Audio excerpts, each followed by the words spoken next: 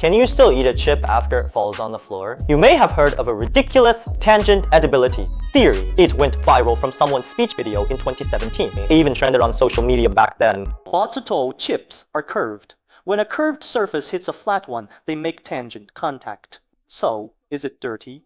Yes. But how dirty? Just a line's worth. A line is zero area, so it's not dirty. That's total nonsense. In my opinion, his physics knowledge is basically elementary school level. Let's build a model to see what a chip looks like when it falls on the ground. The contact area obviously can't be zero. Otherwise, since pressure equals force divided by contact area, the pressure would be infinite. A chip would be able to punch through the earth. Plus, chips roll around when they hit the floor. Once the chip rolls around a bit, its integral area is no longer zero. Even though we're all making fun of his theory, we haven't actually solved his problem. Can you really eat a chip that's fallen on the floor? Let's take an academic look at a potato chip. Chips mainly come in two shapes: Lay's curved chips and Pringles hyperbolic paraboloid shape. It's pretty easy to write out their equations. From a mechanical standpoint, Lay's curved chips, when under stress, may cracking have along lines of equal stress. Pringles saddle-shaped chips are far superior. This is because they're more resistant to pressure in two perpendicular directions, so the saddle shape stays stable under tension, compression, and vibration. Now let's simulate what happens when a chip hits the ground. Assuming the chip is an infinitely rigid ideal chip. Indeed, Lay's makes contact with the ground along a line, Pringles makes contact at 2 points. But we all know that soft and hard are relative. Even the hardest objects have elasticity. Let's take Lay's as an example. Due to the presence of pressure, the curved chip will undergo slight elastic deformation. The contact area changes from a line to a rectangle. So how large is the area of this rectangle? We all learned Hertzian contact theory back in elementary school, right? Let's say the contact surface of this rectangle has length L and width 2a. Then we can obtain the stress equation, where E is the elastic modulus of the chip. And I actually found a paper on this. Someone measured the texture of chips fried from potatoes from different regions. Along with the elastic modulus, the paper's impact factor is 2. Some eat chips and get a PhD. You spend years on a PhD just to learn. Some people study chips and earn a PhD from it. I calculated the chip ground contact area at about 2.2 square millimeters with a maximum pressure of 12,000 Pascal.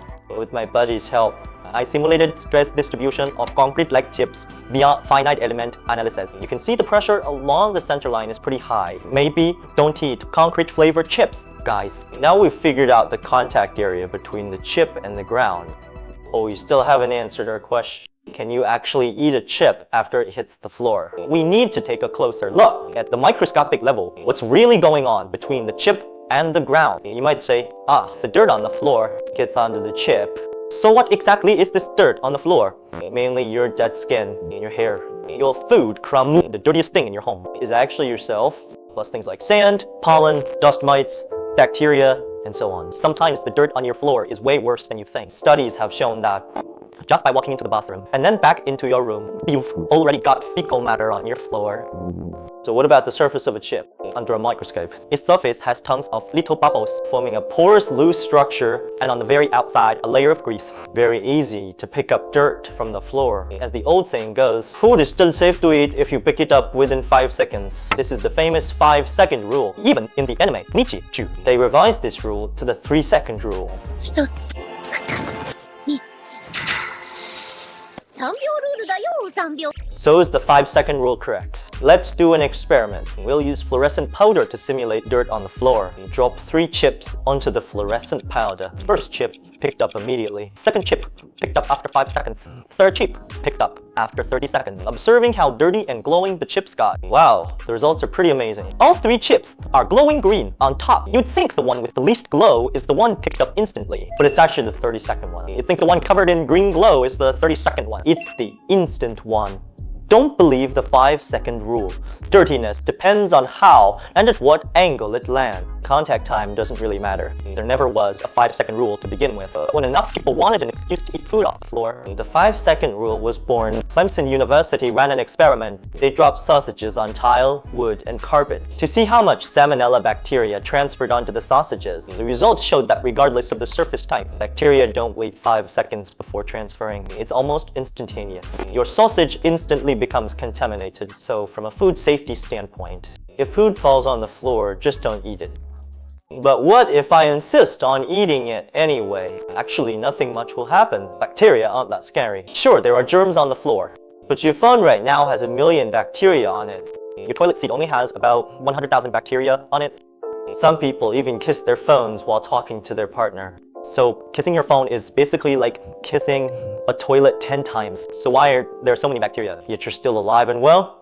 Because most bacteria in the world are harmless. Plus, you've got an immune system, so eating them won't hurt you. If you're really unlucky, you might accidentally eat half a dust mite, or you might ingest Streptococcus, Staphylococcus aureus. Then you'll get diarrhea.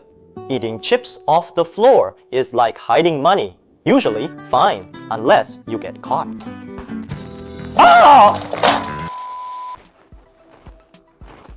But this can actually be a good thing, because the human immune system can be strengthened through exposure. Overly clean environments raise kids' risk of allergies or asthma. My dog dug food from dirt since young but stays healthy. If you get diarrhea after eating contaminated chips, then you survive. Then your tolerance for dirty chips will get stronger. Research from the University of Maine found that using the 5-second rule, letting kids pick up and eat food that's fallen on the floor, can both reduce food waste and boost kids' immune system. So if you're interested, you could actually throw your chips on the ground first. Eat it, survive, and keep training.